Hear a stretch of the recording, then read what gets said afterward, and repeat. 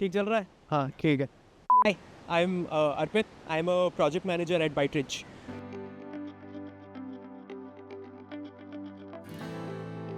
My first impression of Byteridge was that it's built on trust and ownership, and which has been true, which has matched my expectation. So here you have certain autonomy.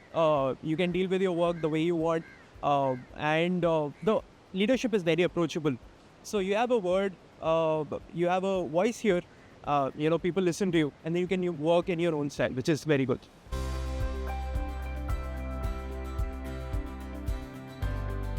That is a very interesting question. I think it is going to be an orchestra conductor.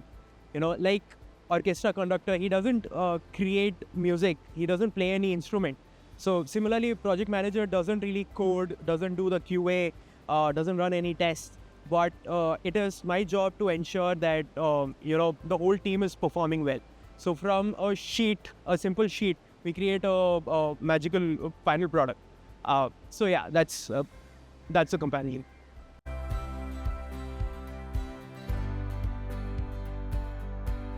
Biggest difference is the trust that the leadership pays, to the employees.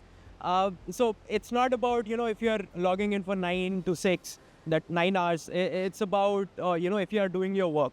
If your team is aligned, if the work is planned and you're delivering it, then everything else can be managed. They are very reasonable. So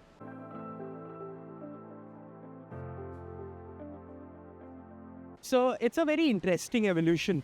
So I'm getting to be part of this very interesting thing, something new, right? So as a project manager, what I'm looking at is to understand first, what is LLM, to understand the language of AI.